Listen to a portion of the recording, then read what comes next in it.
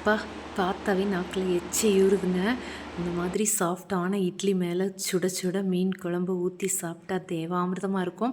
இந்த மீன் குழம்புக்கு நான் 1/2 கிலோ அளவுக்கு சின்ன வெங்காயம் எடுத்திருக்கேன். ஒரு பேனில் எண்ணெய் ஊற்றிட்டு அந்த சின்ன வெங்காயத்தை போட்டு நல்லா வதக்கிடுங்க.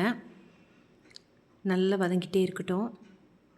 இப்போது கறிவேப்பிலை ஒரு கொத்தளவுக்கு உருகி போட்டு அதையும் சேர்த்து நல்லா வதக்கிடுங்க. வதங்கினதுக்கப்புறமா 2 டீஸ்பூன் அளவுக்கு சீரகம் அதையும் போட்டு நல்லா கலந்து விட்டுருங்க. இப்போ 10 காஷ்மீரி மிளகாய், இது கலருக்காக தான், காரம் அளவாக தான் இருக்கும், அதனால் 10 எடுத்திருக்கேன். நல்ல கலர் கொடுக்கும் மீன் குழம்புக்கு. நல்லா கலந்துட்டு இப்போ காரத்துக்காக தனி மிளகாய்த்தூள் 1 டீஸ்பூன் அளவுக்கு, 3 டீஸ்பூன் அளவுக்கு வரமல்லித்தூள் அதையும் போட்டு நல்லா வறுத்துருங்க. ஒரு தக்காளி பழம், முழு தக்காளி அதையும் எடுத்து நல்லா வதக்கி விட்ருங்க. இது ஒரு அரை வணங்கினாவே போதும். ஆற வச்சு ஃபைனாக அரைச்சிட்டு வந்துடலாம்.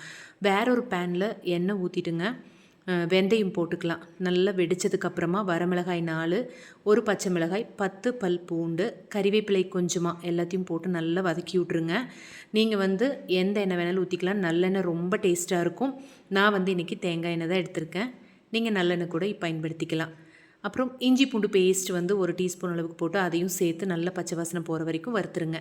இப்போது புளி கரைசல் நல்லா ஒரு எலுமிச்சம்பழ சைஸுக்கு மேலேயே வேணும். உங்களுக்கு எவ்வளோ குழம்பு வேணுமோ அதுக்கு தகுந்த மாதிரி நல்லா உரப்பாக இருந்தால் தான் நல்லாயிருக்கும்.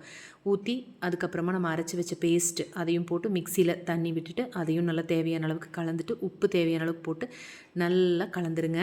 இப்போது ஒரு தட்டு போட்டு மூடி ஒரு கொதி வரட்டும். நல்லா கொதி வந்ததுனா தான் நம்ம மிளகோட பச்சை வாசனை எல்லாம் போகும். போனதுக்கப்புறமா ஓப்பன் பண்ணி பாருங்கள். இந்தளவுக்கு நல்லா கொதித்து நுரைச்சி வரணும். ஈவனாக எல்லாத்தையும் நல்லா கலந்து விட்டுருங்க. கலந்ததுக்கு அப்புறமா தலை, வால் இதெல்லாம் தான் எடுத்து வச்சுருக்கேன் நான் குழம்புல போடுறதுக்கு. பொரிக்கிறதுக்கு அந்த சென்டரில் இருக்கிற பீஸ் எல்லாம் பொரிக்கிறதுக்கு எடுத்துட்டேன். போட்டு நல்லா கலந்துங்க. ரொம்ப நேரம் கிளற வேண்டாம். நல்லா இந்த மாதிரி முங்குற அளவுக்கு அமுத்தி விட்டுட்டு தட்டு போட்டு நல்லா மூடி வச்சுருங்க. ஒரே கொதி வந்தால் போதுங்க. ரொம்ப நேரம் வந்துச்சுன்னா மீனெல்லாம் பிரிஞ்சிரும். இப்போ பாருங்கள், ஓப்பன் பண்ணி பார்த்தா சூப்பரான மீன் குழம்பு ரெடி. டேஸ்ட் பண்ணி பாருங்கள். அப்படி ஒரு டேங்கியாக சூப்பராக இருக்குங்க.